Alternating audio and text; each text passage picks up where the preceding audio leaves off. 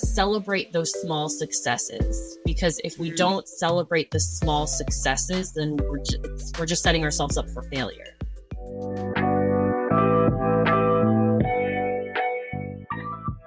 Hi, I'm Kira Yakubov, licensed marriage and family therapist and founder of Heal Your Roots Wellness Practice.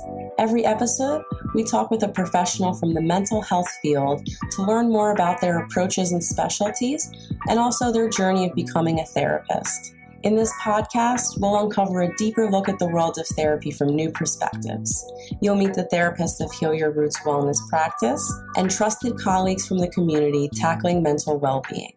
We're your go-to network for practical and professional insight in mental health.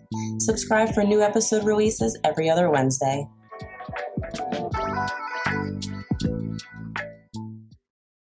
I'm excited for today's episode. Our guest is Gabrielle Larin, licensed marriage and family therapist, and one of our newest therapists at Heal Your Roots Wellness.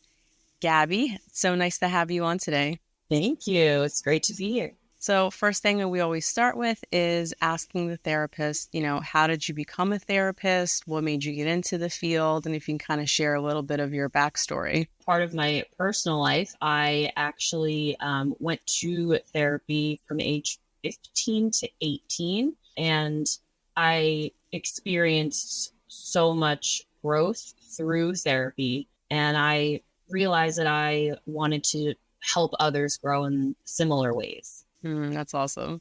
So that's interesting that it sounds like your parents, I wanted to initially say they allowed you to go to therapy. That's my own cultural background of saying that, but it sounds like your family encouraged that for you and were supportive of you going to therapy. Yeah, it's funny. Both me and my sister are both working in therapy.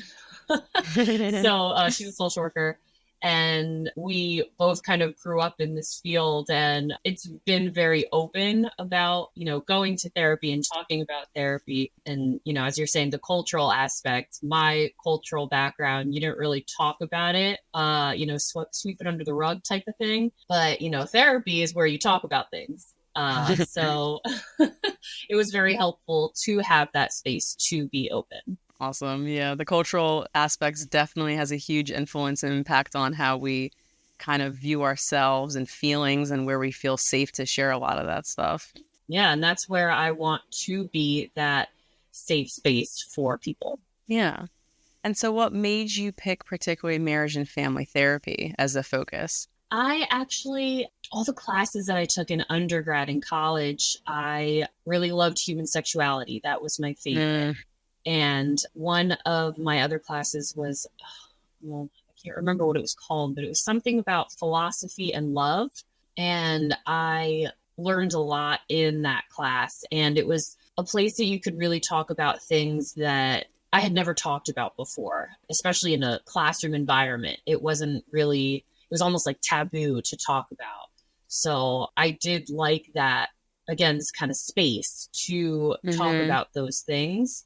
And that started my attraction towards it. And so for the listeners, we actually met in grad school in our marriage and family courses. And I think we actually had human sexuality together in grad school.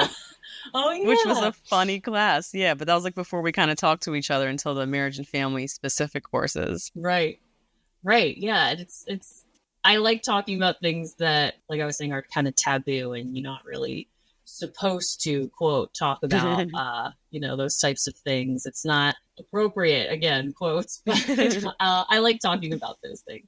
Yeah. And so what was some of your experience out of grad school, like once you started working with, whether it was like individuals or couples or families, that kind of got you started with that process? I have a wide variety of different types of jobs that I had. I worked in mobile therapy, alternative high school, family-based therapy, chemical dependency unit, so basically a rehab at a psychiatric hospital, outpatient therapy with children and teenagers, and individual therapy with adults. So kind of all over the place. And so what was kind of the, I don't want to say favorite, well, maybe favorite, but like what you kind of took from all those things that made you kind of settle into what you want to focus on now, which we'll touch on in a little bit? because I do have such a wide variety of background and experience, I got to really find out what I enjoyed the most and what I feel so passionate about. And I like to work with teenagers and young adults with depression and anxiety and low self-esteem. That's kind of my, I guess, like you're saying, favorite. It is my favorite to work with. Yeah. I like to work with all types of people and all groups of people, but those are kind of my specialty. And so I know you also, when you mentioned like the mobile therapy and family-based therapy, like that's pretty tough work. I mean, all of your experiences seem like all over the board, but really intense work and so different from one another. What was that family therapy like, having everybody in the room? Family-based therapy is really intense. It's what family-based therapy is, it's a step under when a parent is kind of like, I've had enough. I really need a break. I'm thinking of either putting this kid in inpatient or in respite or residential, pretty much just removing from the home. And family-based is the kind of last straw of seeing like, will this work? So it's very intensive, very intentional in, you talk about things head on. So that it was intense. I did that for about 2 years. And then I started being like, all right, this is a lot. Maybe I should take a little step back. But I did love it because it was intense. For that time, I loved working with the families who, were needing that extra help and extra support. I liked to see the differences. It's also in an 8-month period. It's long enough, but it is pretty short in the long run. You have to do a lot. And I did like seeing the changes from the beginning to the end. You could really see a difference, and that felt nice to be a part of making that difference. Yeah. And I mean, family-based, it's like, it sounds super intense, but just thinking about all those different personalities in the room and like meeting a family while they're in crisis, basically, and trying to like, all right, we have to work this out like right now or pretty soon, or something severe or big is going to happen. And I'm wondering, like, how is that for you to see all these different perspectives and like generations kind of working through each other, plus the layer of like culture on top of that? Because I'm sure there was different cultures that came through with the families as well. Right. No two people are the same. So it's kind of exciting to see different people interact, different types of people interacting, whether within that one family or within different families. It's kind of like you have to mold to the people that you're in front of. You have to kind of change, not your outlook, but how you are working. You have to kind of help them as they need to be helped, not how you want to help. You have to meet them where they are at. And it's a pretty quick adjustment that has to happen. But if you are in that mindset, you kind of just like have to figure it out. And it was very helpful for me to go through that, to be able to feel more competent within myself as a therapist. Sure. I mean, it sounds like you have to be super adaptable and on your feet. Like, I think sometimes people think that we have like this whole plan laid out, and sometimes we do. And then we show up to session. It's like, nope, that shit's right out the window. Yep. You have to be super present and figure out like what is occurring right in front of you, and like managing all of this at once. Oof, right. That's a lot. I imagine that definitely helped, like, confidence wise, especially starting out as an early on therapist too. Yeah, it was helpful. And, that imposter syndrome still kicks in sometimes, but if I for myself, for self-esteem, as we're talking about, I have to tell myself if I can handle that, I can handle this, Absolutely. I feel like if you've gone through not the worst, but the most intense, that everything else kind of seems a little bit easier or more manageable for sure. And so I know you mentioned that the depression, anxiety, and really working on self-esteem with teens and young adults is like really like your sweet spot, what you really like to focus in on and enjoy working with. Is there something in particular about that age group or that kind of presenting issue that feels really rewarding or that has drawn you in? In terms of rewarding, even as I said with the family base, it's great to see the before and after. I will work with people who, in the past, I'm thinking of a specific example. This one kid had suicidal ideation. He was just down in the dumps. He felt terrible about himself, just no self-worth at all. And I'm a huge fan of baby steps, slow and steady.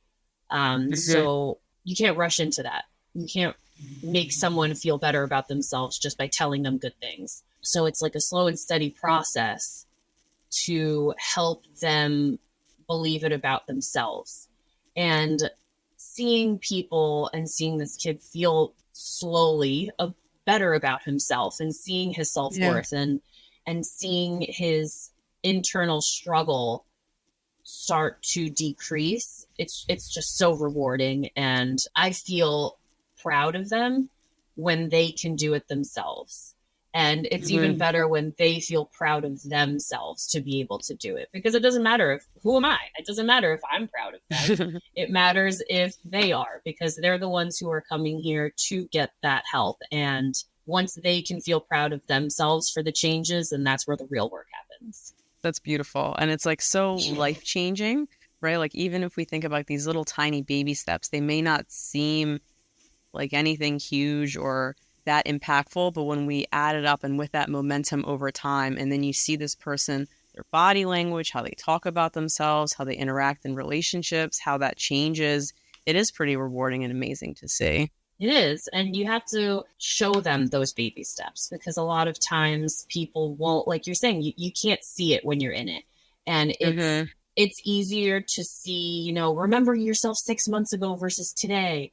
So I'm big on praising and kind of like inspiring and showing the positive side, because of course you have to be in the pain. You have to be in the sadness and the anger and the frustration and all of those negative emotions. Let yourself feel that, as well as reminding yourself that, you have to feel those positives too. And you have to celebrate those small successes, because if we don't celebrate the small successes, then we're just setting ourselves up for failure. I love that. It's balancing the two, right? Because it's always easy to think of the worst case scenario or how horrible things are. And it's like, okay, that can be true and is true, but there's this whole other side here that's positive that we can be grateful for, that is also pretty accurate and true happening right now. So it sounds like you're the biggest cheerleader in the room, and you really help them like see that perspective in addition to, the shitty things that are coming up and part of reality as well. Right. You can't just focus on the positives, because that's not reality. That's not real life. You have to feel the pain.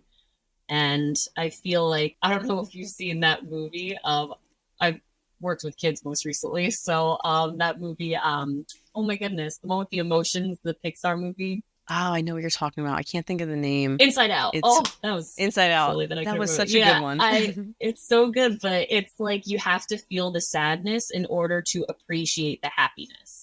And I am a big fan of that, because you have to feel those negative emotions. You have to allow yourself to experience those things. You can't hide them. You can't push them down. You can't internalize them. You have to feel them. Let yourself get through that so that you can get to the other side of appreciating the positives in your life. Absolutely.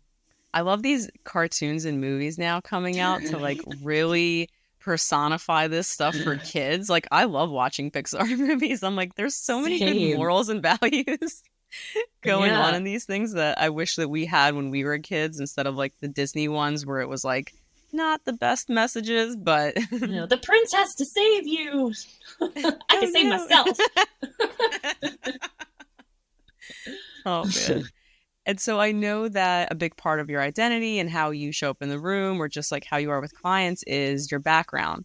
Would you mind sharing a little bit about like your cultural background? My parents were born and raised in Dominican Republic, so I consider myself to be Dominican American.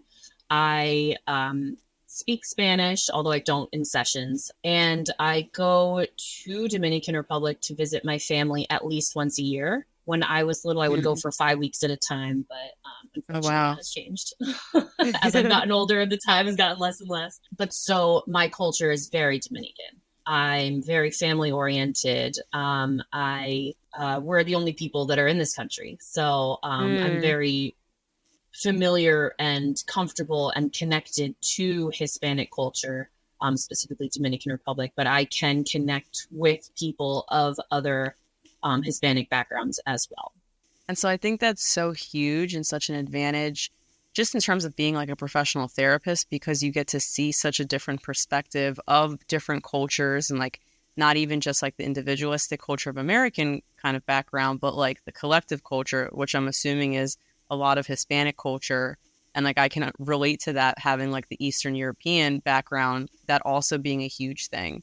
And so I'm wondering, are there any bits that like would stand out or is super relatable for clients for you that maybe are Hispanic and maybe an American, like just a white American therapist may not understand, right? Because I get this a lot when I have Eastern European clients, like, oh, you just get it for certain things. I would say a big one is that white American maybe will be like, I'm 18, so I'm an adult. And Hispanics are like, no, you're not. Like, you have to listen to your parents. When I remember my friends would tell me, like, oh, yeah, I can do whatever I want. I'm 18. I'm like, what?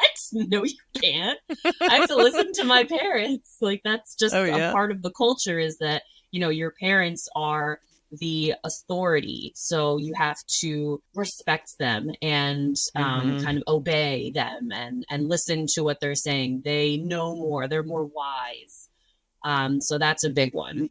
That's really funny. That's really similar too. I remember like in high school, and like kids would be doing things like, as soon as I'm 18 or 21, parents like, I don't know who you think you are. Just because we brought you here doesn't mean shit.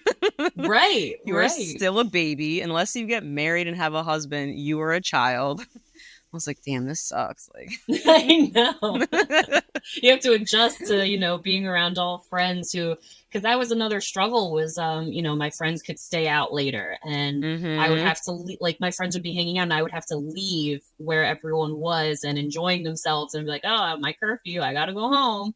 So that was, you know, that was rough. But that, in that way, I can kind of understand and empathize with a lot of, especially teens or even young adults that are going through that. Because, you know, sometimes I'm 33 and I still have to deal with that sometimes.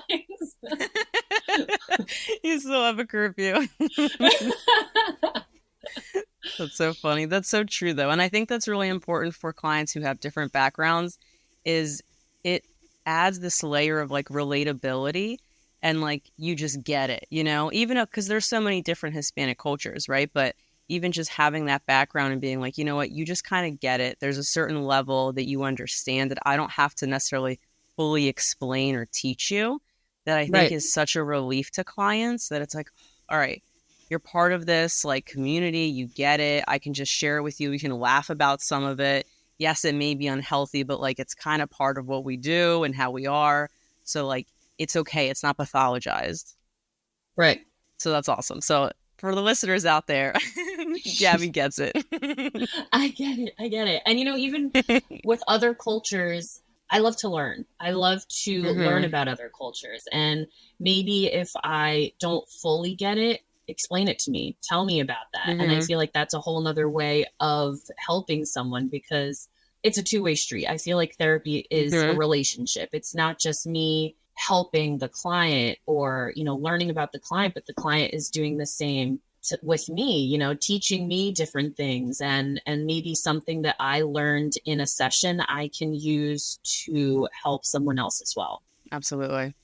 So it's interesting, right? Like having that relatability, but just knowing that you're open to different cultures allows people to also feel comfortable and be like, I can share this with you and you won't judge me in the same way, or you're more open to hearing what this might be like in my experience. And I think that is pretty healing for clients to explain it and also hear like, I never realized that this was like a core feature of my identity or my culture until now I'm explaining it to somebody that may not be a part of it. And it's like, either I really like this about it, or like, damn, that's kind of a little fucked up the way I was raised, or the way that we think about certain things.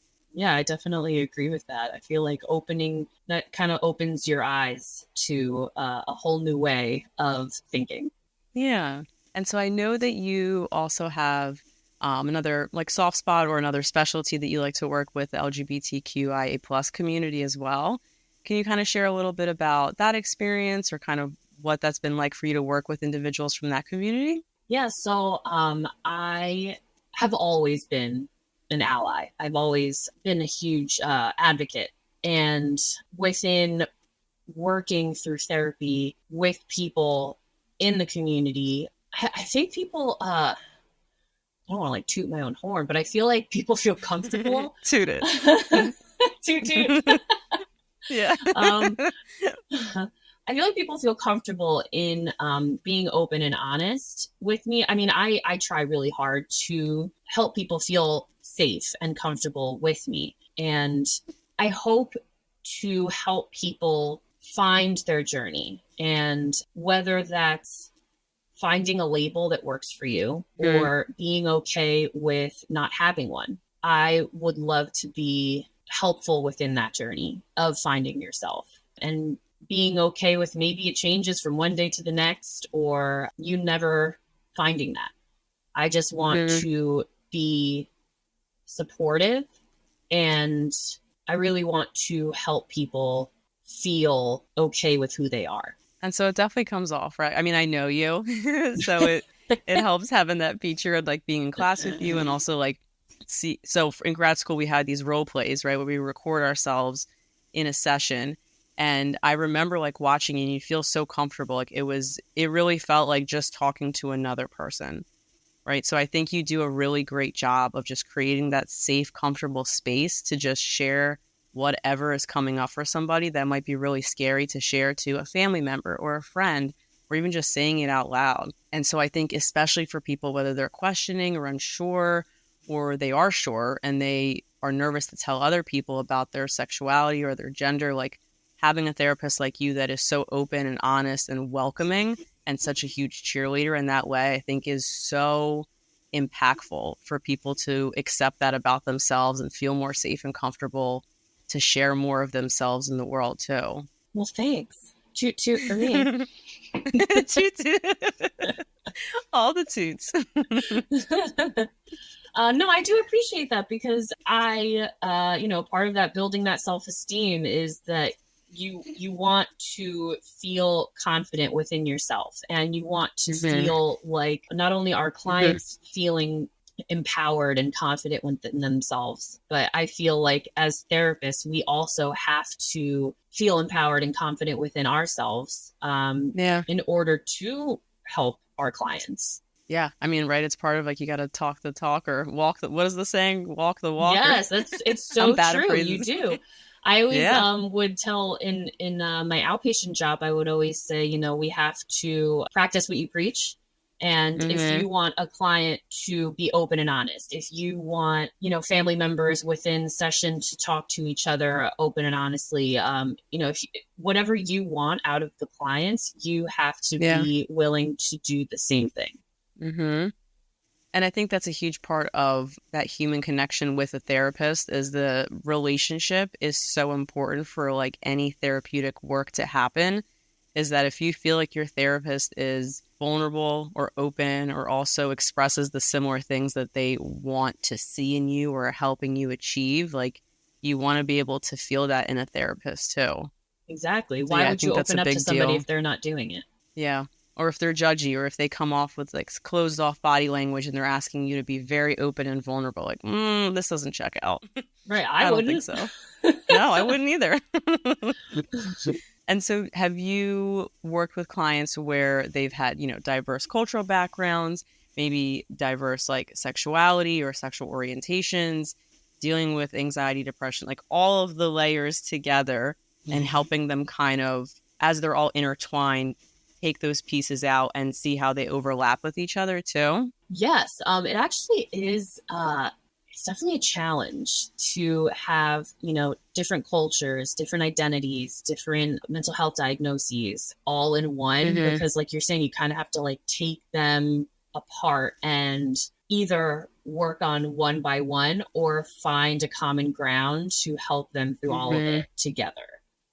So like I was even saying before, you kind of have to mold to the moment. You have to adjust in that moment. You know, it maybe two things are connecting, or maybe nothing is connecting, or maybe there's one thing that can help with everything. You kind of have to figure that out in that moment of, or ask them.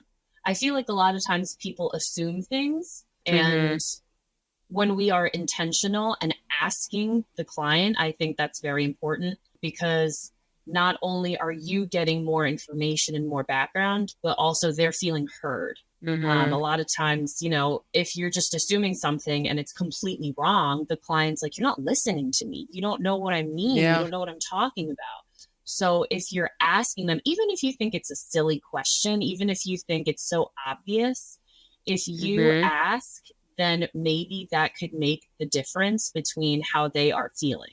Absolutely. Right. And I think, so this is like the pros and cons of being within the same culture, or maybe the same like gender identity or sexual identity, is that because there's this level of understanding and relatability, sometimes we do assume that it's a similar experience without recognizing that every person is still unique, and every experience that they've had, and every family member and relationship and, you know, school and job interaction that they've had is different than the one that you've had. And so I think it is really important, like you're saying, is to take the time to learn and make sure that just because we're similar in these ways, there's so many more differences as well. Yeah. Like I was saying, no two people are the same. You could be growing up the exact same way. Twins are different. Everybody is different. There's similarities, but, you know, it's not synonymous. Yeah. Maybe in a parallel universe, but even that's different. And so I know we're coming close to the end. Is there anything that you really want the listeners or future clients to know, or anything in general that you really like to share with clients, whether that's like specific homework or like approaches that you like to use with them? I love to help clients understand. So I'm a big why person. You know, somebody will say something and I'll be like, well, why? What's behind it? Because I feel like in order to make changes, you have to understand what it actually is that's happening. You can't do anything about it if you don't understand it. So I will go back to kind of like the origin of finding out what happened. What are you feeling? Whether that's something about the past, or whether that's an emotion behind a behavior, just why? What's going on? So once we pinpoint that, then we can make the changes to move forward. I'm a slow and steady process, and I think that that's helpful for not only changes, but to make the person feel comfortable in making those changes and to make them long lasting. I think that's two of the most important parts, right? Is comfortable in making those changes, but it being long lasting. I was going to say, you know, if you make a change quickly, it's going, okay, yeah, you'll make that change, but it's going to only happen for like a month or, you know, maybe a year. But if you do a slow and steady process and you really get into the nitty gritty and you get into finding out what's going on, why is this happening, and you really take the time to make those changes, they will be more impactful and more ingrained to make them more long lasting for the future. Absolutely. I totally agree. And I wonder if that is part of our training that we had, like that psychodynamic a little bit, is like really understanding like what is simmering under the surface that is kind of subconsciously influencing these decisions, right? Because having that awareness is so huge. That's like the biggest first step. And then practicing it or trying it, right? Like how many times do we say we want to do something after we realize why we're doing it? And it takes so long until we learn the consequences or the rewards attached to it and really implement it over and over again and feel the pain of like the growing pains, right? Of making these long lasting changes. So I love that you really like take the slow and steady approach. And, you know, sometimes that can be frustrating for therapists and or clients, right? Because a lot of time clients want to see things change really fast because A, they're probably in pain or they're suffering or they've been dealing with this for a long time, or they may just be impatient, right? And so it's also kind of getting them on the same page of recognizing that like, it's okay that it takes longer.